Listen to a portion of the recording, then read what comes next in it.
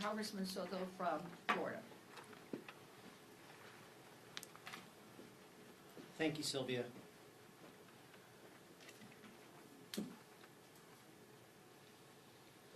In Central Florida, we have many Venezuelan Americans and refugees.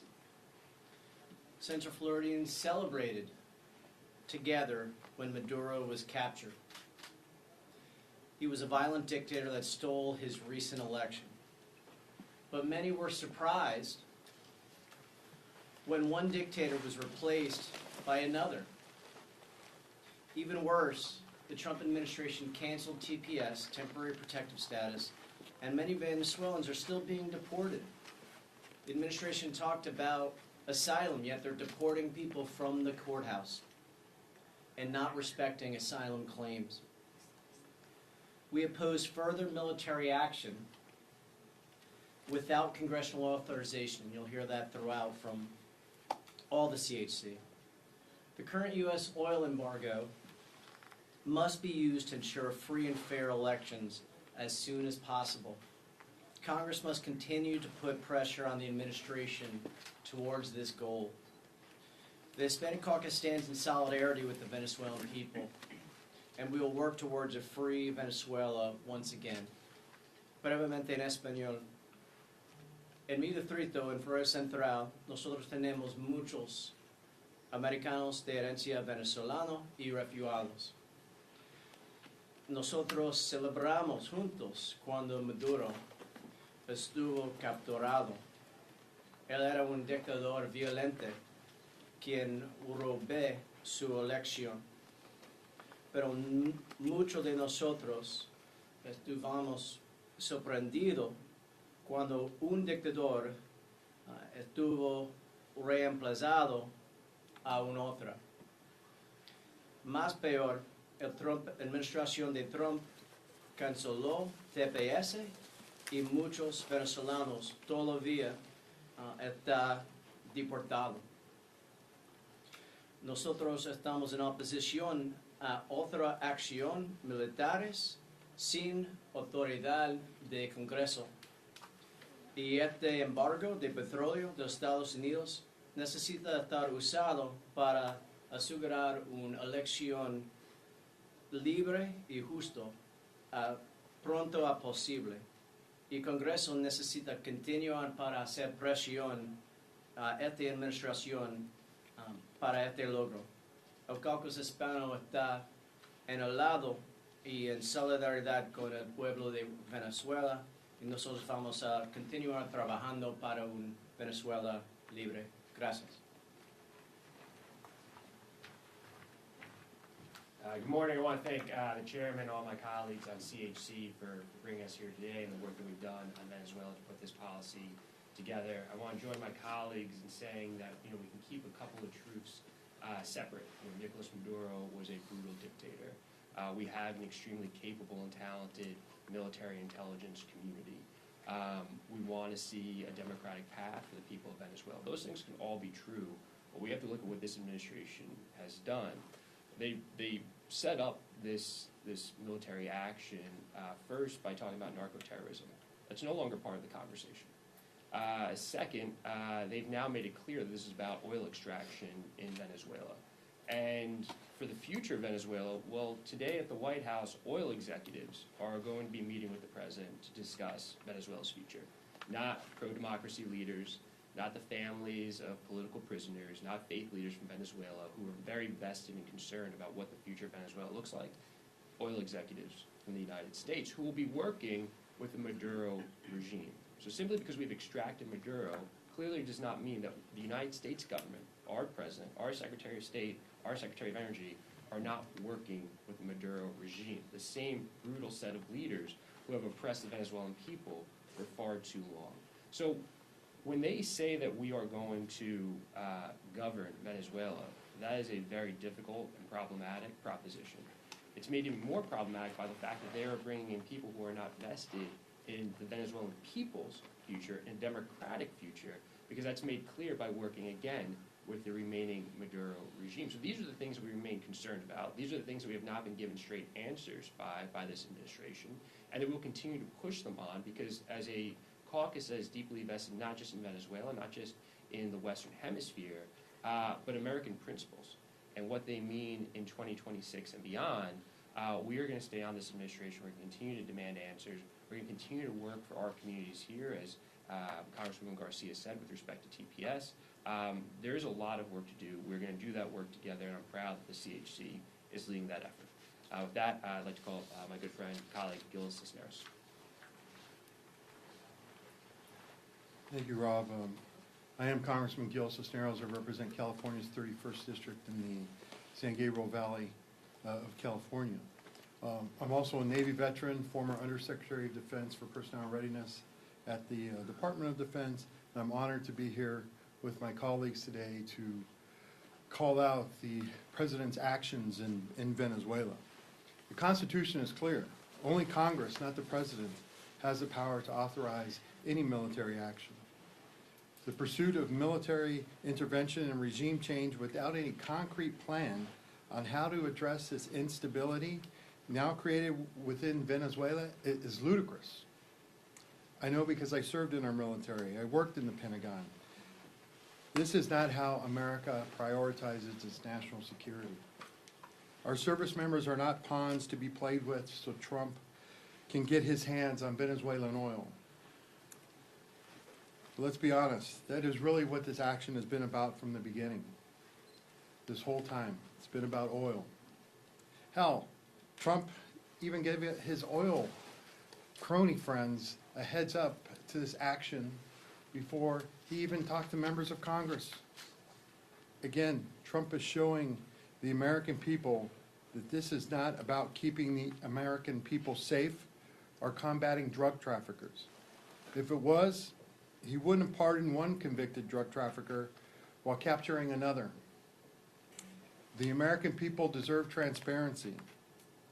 But Trump, Hegseth, and Rubio are hiding from accountability, and they need to publicly testify about their future plans, because time and time again, they have lied to members' faces in public and in closed-door briefings about and the country deserves to know the truth.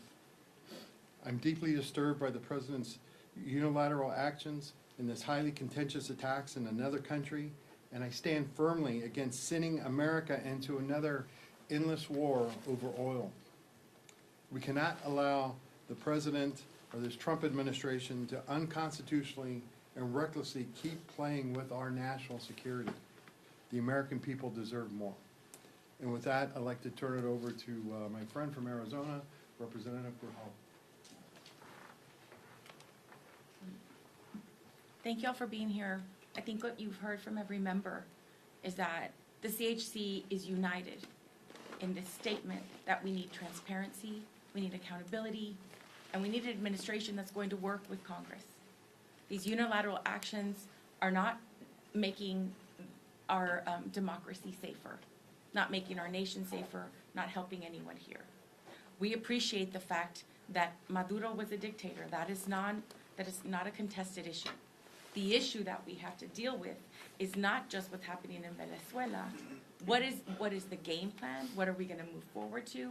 But the implication that this is just the first of many other efforts that the United States is going to get involved in other countries. So this is not about humanitarian issues. It's not about drug issues and narco-trafficking. It's not about that. It's about petroleum. It's about profits for this administration and their friends, and we deserve better as a nation. Thank you. I want to thank all the members that have worked on developing these position statements. Let me go through them again. The first point is supporting a free and democratic Venezuela. The Venezuelan people really deserve a timely and transparent election. El primer punto que apoyamos es de apoyar una Venezuela libre y democrática, y eso requiere unas elecciones transparentes y diáfanas lo más rápido posible. The second point is supporting congressional oversight and requirement authorization before any further military intervention. And we've heard from our members speak about that. We feel very strongly that any president from any party must adhere to that constitutional provision. Nosotros, el segundo punto es apoyar y asegurar que la autorización de cualquier acción militar de cualquier presidente, no obstante el partido, venga a través del Congreso como está estipulado en el artículo número 1 de nuestra Constitución. The third point is humanitarian protection at home and abroad and economic stability for Venezuela and the region. And of course, that includes extending TPS for Venezuelans. It is mind-boggling to think that Venezuelans that oppose the government, that are here in the United States today, may go back while the Maduro government is still in place. So we are obviously advocating strongly for TPS to be reinstated and extended for all Venezuelans. Nosotros, el tercer punto es de protección humanitaria, tanto aquí como en Venezuela, y entendemos que el TPS debe de ser restaurado y el pueblo, los venezolanos que se encuentran aquí en los Estados Unidos, muchos de los cuales son oponentes a la dictadura de Maduro, no deben de ser deportados hacia Venezuela, donde ellos van a enfrentar represalias de un gobierno que esencialmente todavía lo liderean personas afiliadas con Nicolás Maduro. Also, in addition to that, we also feel very strongly that political prisoners must be released. And as they release some political prisoners, other folks are being incarcerated simultaneously. So we want to make sure that the great number of political prisoners that are in jail, including people, civil society leaders, and people from journalists and others, are released as quickly as possible. Nosotros queremos que los presos políticos, muchos de los cuales son líderes de la sociedad civil y periodistas, sean naturalmente estén en libertad lo más rápido posible. The fourth point is a democratic transition led by the Venezuelan people. We know that this cannot happen and for it to be legitimate unless the Venezuelan people are invested in this effort to go back, have a free and fair election, and be part of a transformational process, a democratic process. And finally, we want to, the fifth point is guardrails on the exploitation and respect for sovereign nations. We know that the president is threatening Colombia and Mexico and other countries, and we know firsthand that that should not happen, and there should be no military action against these nations unless the president comes before the U.S. Congress. Nosotros sabemos de que hay amenazas en contra de la soberanía de países como Colombia y México, y nada de esto puede suceder y debe de suceder sin que el presidente venga aquí al Congreso como lo estipula la Constitución de la Nación. Thank you. Any questions? Yes? I have two questions. The first one is, since the strike on January 3rd, have you heard from any of your Republican colleagues about concerns that they have around this? And then for Congressman Castro specifically, and the rest as well, so the Senate advanced a war powers resolution. It had failed in the past. This time it's moving forward for a final vote. Do you expect to have a growing number of Republicans supporting it this time around beyond the ones who have already signed on, like Massey and Bacon and Green, but she's no longer here?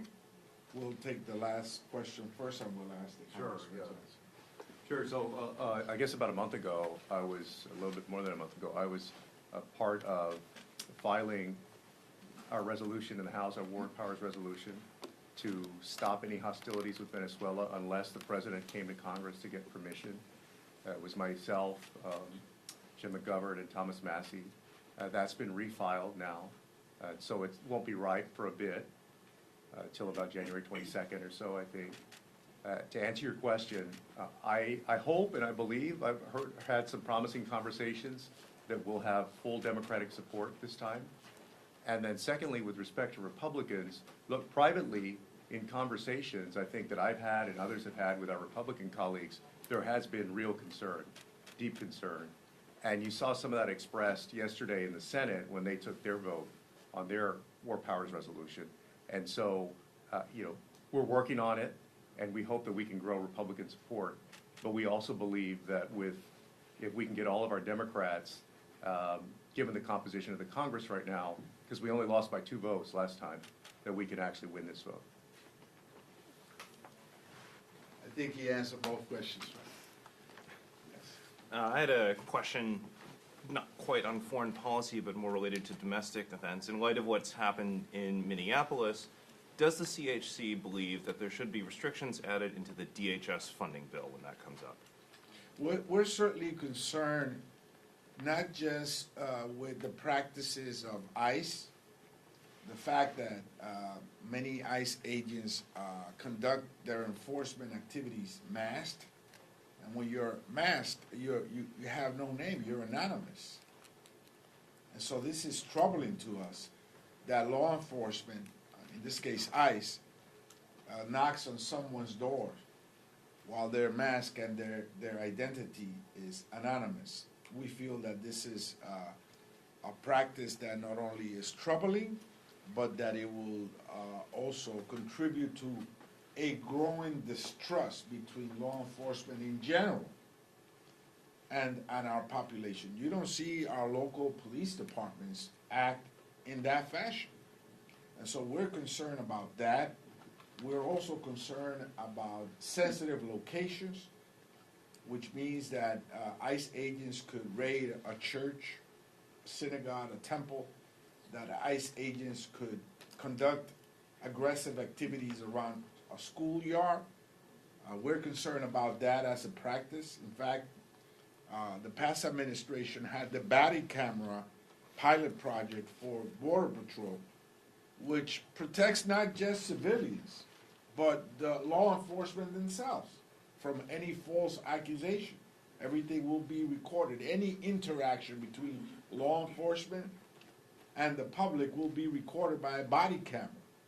And so these are some of the reforms that we propose and we advocate for regarding ICE. But this last rash of violent behavior that led to the vile killing of a woman, a 37-year-old woman in Minnesota, and others across the country is totally unacceptable. I was of the belief that perhaps we could reform ICE. Now I am of the belief that it has to be dismantled as an entity. It is part of its sort of like culture. This unaccounted for violence is part of its culture. And so we must dismantle it and build it from the ground up again. I don't know if my colleagues want to weigh in. Any other questions? Otra pregunta? Going once, going twice? Thank you. Thank you so much. Gracias. Oh, it's okay, don't worry.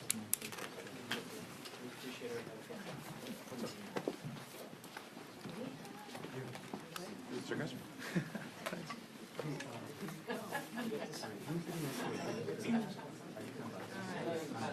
That's been there for like the last few days. Yeah. What's up? How are you? I'm good. Do you want time? I'm sorry? You want one-on-one time with any of them? Good for now, yeah. Thank you, though.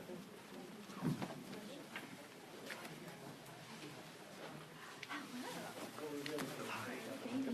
Good morning. Happy New Year. What'd you think? Nice. Did you which outlet? I'm with Gabby.